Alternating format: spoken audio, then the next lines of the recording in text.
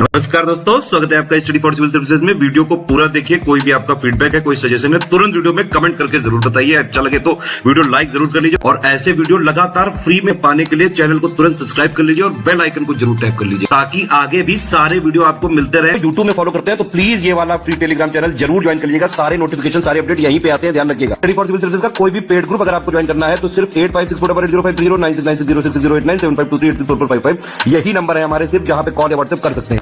Instagram पे हमारा page जरूर फॉलो कर लीजिएगा, studyforcivil.services है। ट्विटर पे हमको जरूर फॉलो कर लीजिएगा, @studyforcivils है। सारे क्वेश्चन अटेम्प्ट करिए और स्कोर अपना तुरंत कमेंट करके बताइए। दोस्तों नमस्कार, स्टडी फॉर सिविल सर्विसेज में आप सभी का स्वागत है। यूपी पीसीएस प्रीलिम्स एग्जामिनेशन 2025 की पेड क्विज हम लोग देख रहे हैं वीडियो फॉर्मेट में। इसको कंटिन्यू करेंगे। काफ़ी एक्सपेक्टेड क्वेश्चंस हैं ये, लगातार वीडियो सीरीज आपके एग्जामिनेशन तक चलेगी ये, प्लीज़ इसको फॉलो कीजिएगा। स्टार्ट करते हैं आज का वीडियो आज के फर्स्ट क्वेश्चन के साथ।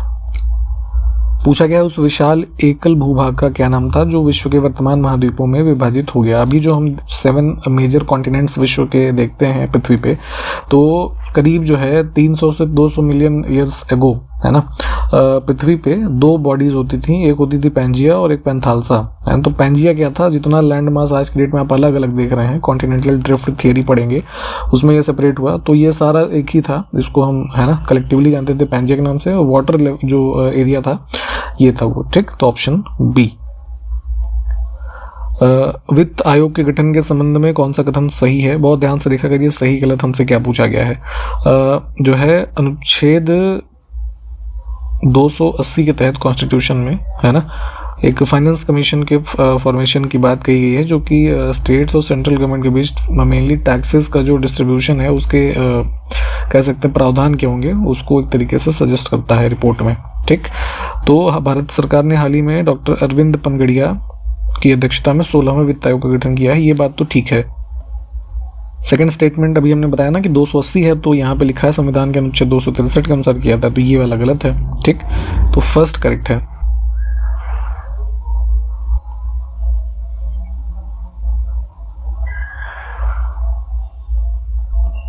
नेक्स्ट है अजंता चित्रकला के बारे में सही कथन इसमें से देखना है, ठीक। तो देखिए काफ़ी फेमस है ये अजंता केव्स है ना, महाराष्ट्र औरंगाबाद में। तो उसमें ये चित्रकलाएं हैं जिसमें मेनली बुद्ध के ऊपर है ना चित्रित चीज़ें हैं। तो इनको बनाने के लिए लिखा है कथन 1 में कि चट्टान की सतह को चावल की भूसी गोंद मिश्रित मिट्टी से लेपित किया गया और इस पर चूने का लेप लगाया गया है। पेंटिंग्स में बेसिकली ये विशेषता है। और पहले चूने के लेप पर रूपरेखा खींची गई, यानी कि जो सपोज गुफा है उस पर चूने का लेप लगाया, फिर उस पर आउटलाइन की गई है ना, और उसके बाद उसमें रंगों को फिल किया गया है, मेनली नेचुरल कलर्स है ना। तो दोनों विशेषताएं ठीक हैं। इन केव्स और चित्रकला के बारे में डिटेल में भी थोड़ा देखें।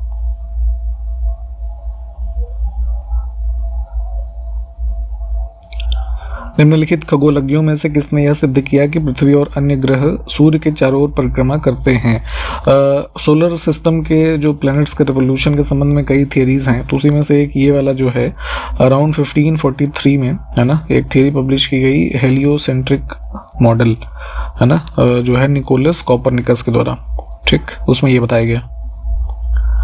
इसमें से कौन से वृक्ष की जातियां हिमालय पर पाई जाती हैं? हिमालयन रीजन में देखेंगे ओक है ना, रोडोडेंड्रन, इनको थोड़ा इमेज सर्च करके देख लीजिएगा। रोजवुड जो है मेनली ये पाया जाता है हमारा इनमें ट्रॉपिकल एवरग्रीन फॉरेस्ट में, जहाँ पे मेनली हाई ह्यूमिडिटी और हाई रेनफॉल वाला एरिया होता है, ठीक है।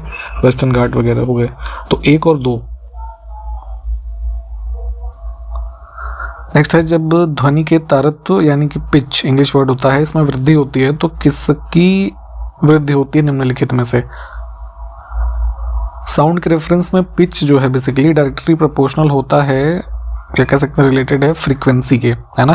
तो पिच में वृद्धि होगी तो फ्रीक्वेंसी में वृद्धि होगी। अब जैसे पिच बेसिकली क्या होता है कि हमारा जो साउंड है ना कितना हाई या लो जो है प्रतीत हो रहा है, सुनाई दे रहा है, ठीक है। फ्रीक्वेंसी क्या होती है साउंड के रेफरेंस में नंबर ऑफ वाइब्रेशन पर सेकेंड, है ना। तो इन दोनों चीज़ों को भी ध्यान रखेंगे। और ऑप्शन डी, ठीक। एक क्वेश्चन आप हमसे पूछ रहे हैं हम आपसे, वो इसमें कमेंट करके बताइएगा उसका आंसर कि महिलाओं में पुरुषों की तुलना में पिच हाई होती है या लो होती है, ठीक है। ये कमेंट डाउन करके बताइए। नेक्स्ट है हस्त्यायुर्वेद है ना, एक पुस्तक है बेसिकली संस्कृत में, तो इसके रचयिता का नाम पूछा गया है। ऑप्शन पहला ही ठीक है, पालकाप्य, है ना, ये इसके राइटर हैं। और ये अपना कुछ ये एलिफेंट्स के ट्रीटमेंट से संबंधित ये पुस्तक है, जिसमें उस मतलब एंशिएंट टाइम की मेडिसिनल कुछ चीज़ें भी इसमें मेंशन्ड हैं। ये पहले भी PYQ में पूछी गई, इस वजह से पढ़ना ध्यान में रखना ज़रूरी है। ये भी आपको ऊपर ही बताया गया था, फाइनेंस कमीशन आर्टिकल 280। अंतर्राष्ट्रीय दूरसंचार संघ के द्वारा जारी ग्लोबल साइबर सुरक्षा इंडेक्स 2024 में भारत ने कौन सा दर्जा हासिल किया? तो इसमें टीयर वाइज कैटेगरीज डिवाइडेड थी। तो आउट ऑफ 100 इंडिया का जो स्कोर था 98 से ज़्यादा था, है ना। तो उसमें ये टीयर 1 उसमें था ग्रुप में, ठीक।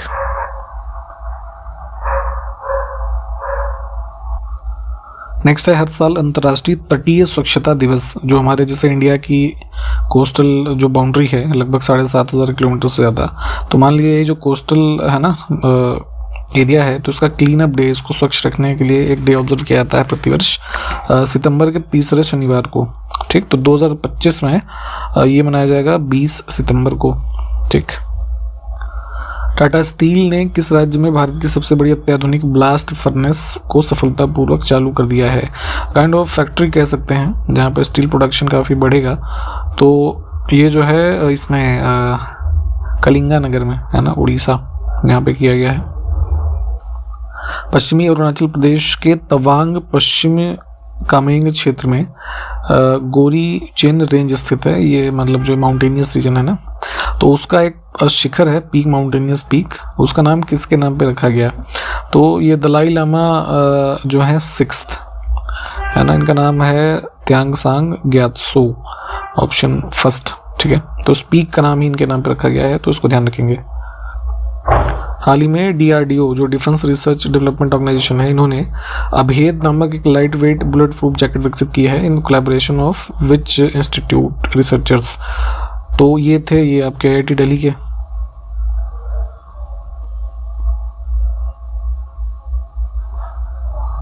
हाल ही में भारत की नई एयरलाइन शंख एयर, इसको नागरिक उड्डयन मंत्रालय से परिचालन शुरू करने के लिए मंजूरी मिली थी।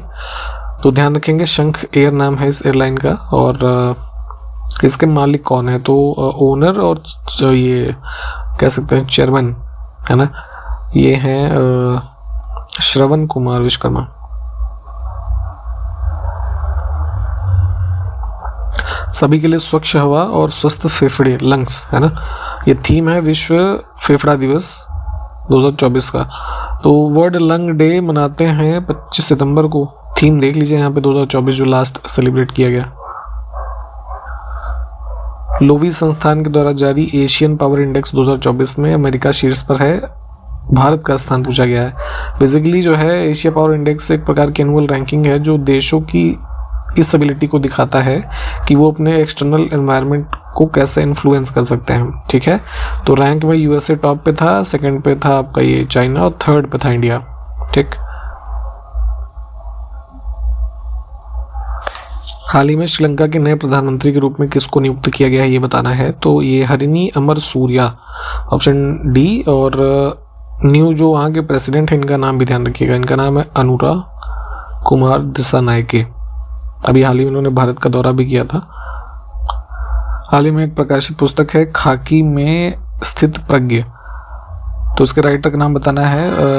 ये उत्तराखंड के जो ये है ना CM पुष्कर सिंह धामी, इन्होंने रिलीज की थी। ये फॉर्मर ये हैं उत्तराखंड के DGP अनिल रतूड़ी, इनकी पुस्तक है। नेक्स्ट है होयसल मंदिर वास्तुकला के बारे में सही कथन, ठीक है। ये यूनेस्को का वर्ल्ड हेरिटेज साइट है, कर्नाटका में ग्रुप ऑफ टेम्पल्स हैं ये, ठीक। तो जो है साउथ के जो मंदिर हैं वेसर शैली में ही, आप जानते होंगे, नॉर्थ के नगर शैली में होते हैं। और मंदिरों को एक स्टार की तरह पैटर्न में दिखाया गया है ना। तो इनका मतलब जो ग्रुप ऑफ टेम्पल्स होते हैं तो स्टार जैसा नहीं होता, ये ऐसे, तो कुछ इस तरीके से पैटर्न में है। और इसमें बिना किसी नक्काशी के सादी दीवारें हैं, तो ये गलत है, नक्काशी इन टेम्पल्स की फेमस है, ठीक है। तो जो है 1 और 2 सही है, ठीक।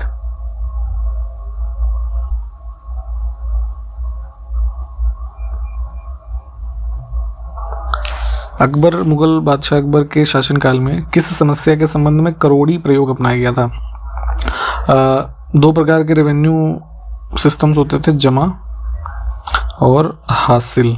ठीक, जमा को इस तरीके से आप समझ सकते हैं कि जो टोटल रेवेन्यू एसेस हुआ, ठीक, और हासिल वो है जो एक्चुअल रेवेन्यू कलेक्ट हुआ। ठीक, तो इन्हीं दोनों के बीच में डिस्क्रिपेंसी होती थी, तो उसको मिटाने के लिए करोड़ी प्रयोग अपनाया गया था। क्या था ये, प्लीज इसको एक बार पढ़िए। वैदिक काल के हिस्ट्री के संबंध में 3 कथन हमारे पास है, उसमें से सही को देखना है। गृहस्थ आश्रम अन्य सभी आश्रमों का पोषक था, है ना। तो जितने भी आश्रम इसमें आप पढ़ेंगे, सबसे इंपॉर्टेंट गृहस्थ आश्रम है। ठीक है, ग्राम के अधिकारी को ग्रामणी कहा जाता था और व्यापारी वर्ग को विश कहा जाता था। तीसरा गलत है ना। इसमें विश जो है मतलब परिवार, क्लैन को रेफर किया जाता था। व्यापारी वर्ग को कहते थे ये अपना वैश्य, है ना।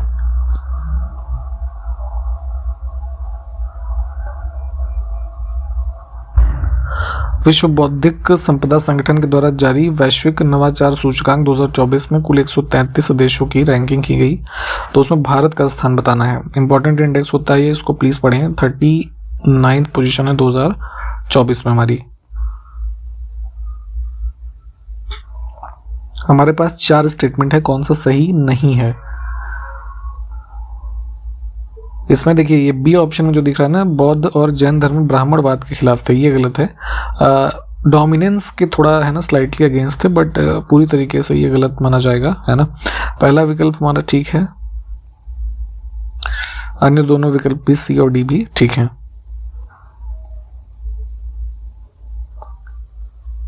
नेक्स्ट है अशोक के अभिलेखों के बारे में हमने पहले भी बात की है। कौन सा इसमें सत्य है, सही है? तो अधिकांश अभिलेख प्राकृत भाषा में है और इसकी लिपि जो है ब्राह्मी है, तो दोनों ही कथन ठीक हैं। जितने भी इंस्क्रिप्शंस हैं प्लीज इनके बारे में पढ़िए, इंपॉर्टेंट है, ये अक्सर हर बार पूछे जाते हैं।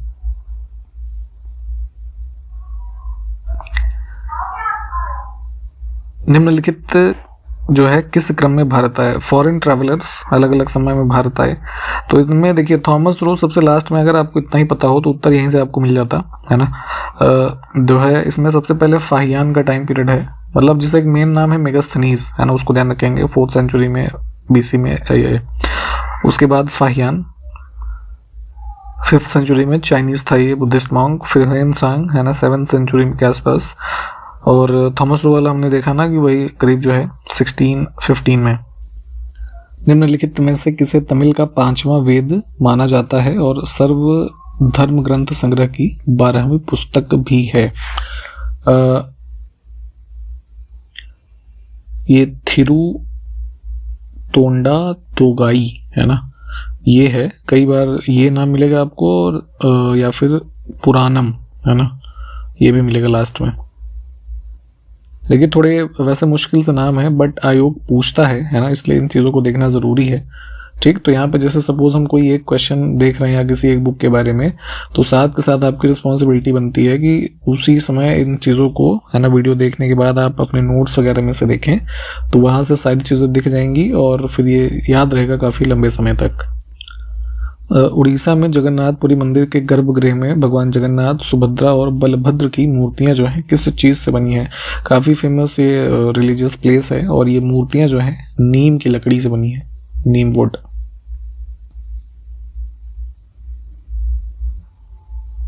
दो प्रमुख शासन काल के नाम, है ना, राष्ट्रकूट और ये प्रतिहार, है ना, इनके बारे में अलग से पढ़ना है। कई सारे इंपॉर्टेंट फैक्ट्स हैं जो पूछे जाते हैं, उसी में से क्वेश्चन है कि किस राष्ट्रकूट राजा ने प्रतिहार शासक नागभट्ट द्वितीय को हराया था?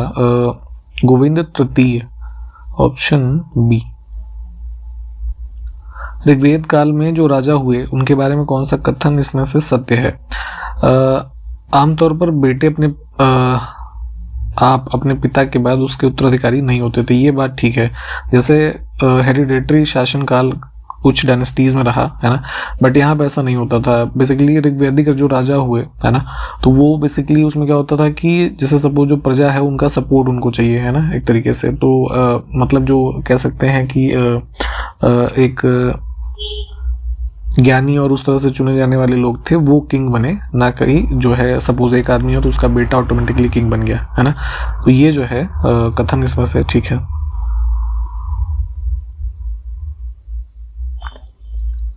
उपकरण और संबंधित ऊर्जा परिवर्तन के कुछ युग्म नीचे हैं, उसमें से सही को चुनना है।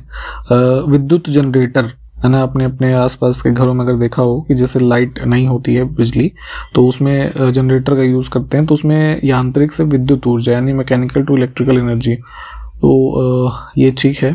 और इलेक्ट्रिक मोटर जो होती है उसमें विद्युत से यांत्रिक, है ना, ये बात भी ठीक है। डीजल इंजन जो है प्रकाशीय से विद्युत, ये गलत है। और सौर सेल, ये भी गलत है। सिर्फ 1 और 2 ठीक है।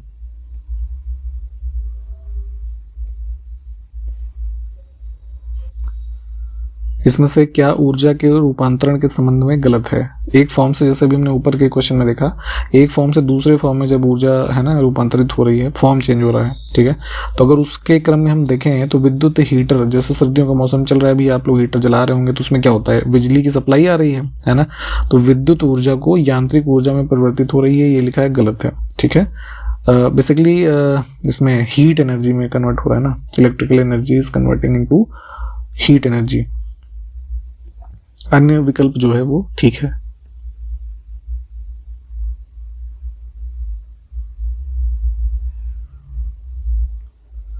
पर्वतों में जैसे पहाड़ों में हम कभी घूमने जाएं तो वायुमंडलीय दाब कम होने के कारण जल का क्वथनांक क्या हो जाता है, ठीक है, तो एटमॉस्फेरिक ये प्रेशर जो है वो लो है ना, तो ऐसी कंडीशन में जो पानी का बॉइलिंग पॉइंट है ना, वो भी जो है लोअर हो जाता है, यानी कि डिक्रीज हो जाएगा।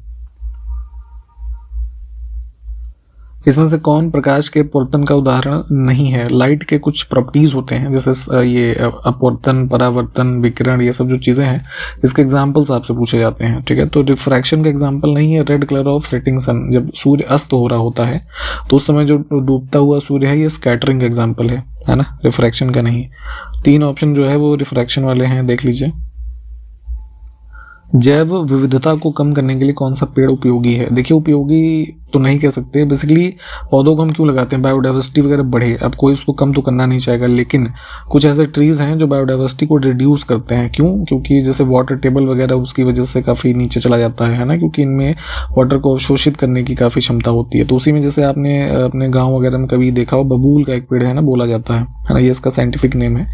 तो इसमें भी वही चीज़ है कि ये पानी जो है काफ़ी तरीके से अब्जॉर्व करता है, जैसे राजस्थान वगैरह के अरावली हिल्स के कैंपस में काफ़ी पाए जाते हैं, ठीक। तो ये जो है बायोडाइवर्सिटी को कम कर सकता है, बाकी तो सब सपोर्ट करते हैं बायोडाइवर्सिटी को। निम्नलिखित में से कौन सा विश्व में सुप्रचारित वन्यजीव अभियान है जिसे 1973 में शुरू किया गया था? तो प्रोजेक्ट टाइगर है ना, टाइगर्स की पॉपुलेशन को कंट्रोल कंजर्व करने के लिए ये प्रोग्राम चलाया था मिनिस्ट्री ऑफ एनवायरनमेंट ने, ठीक है, अप्रैल 1973। पृथ्वी को बढ़ते हुए तापमान से बचाने के लिए अंतर्राष्ट्रीय सम्मेलन कहाँ पर आयोजित हुआ था? अर्थ समिट के रूप में भी इसको जाना जाता है, ठीक है, तो ये हुआ था ब्राजील में, रियो डी जेनेरियो में 1992, ठीक है। इंपॉर्टेंट इवेंट है, प्लीज इसको अलग से पढ़िएगा एक बार। Atmosphere is mainly heated by, है ना, वातावरण मुख्य रूप से किसके द्वारा गर्म होता है? तो बेसिकली जो रेडिएशन सन से आ रहा है ना, लॉन्ग वेव टेरेस्ट्रियल रेडिएशन, उससे फॉर्म होती है, तो यही मुख्य कारण है। इसको थोड़ा वो पढ़िएगा, ठीक है, फिगर के माध्यम से थोड़ा समझेंगे ना इसे, तो ये आपको आसान हो जाएगा। जैव निम्नीकरण कचरे को किसकी मदद से उपयोग पदार्थों में परिवर्तित किया जा सकता है? बायोडिग्रेडेबल वेस्ट, जैसे जो ऑर्गेनिक वेस्ट वगैरह है, तो कुछ बैक्टीरिया जो है ना वो उसको यूजफुल सब्सटेंसेस में कन्वर्ट कर सकते हैं, जैसे खाद वगैरह, है ना, ऑप्शन सी। जैवमंडल में सभी जीवित जातियां रहने के लिए एक दूसरे से परस्पर संबंधित रहती हैं और एक दूसरे पर निर्भर होती हैं। इस जीवन समर्थित तंत्र को क्या कहते हैं? सिंपल सा टर्म जो इकोसिस्टम है, उसी की परिभाषा है ये।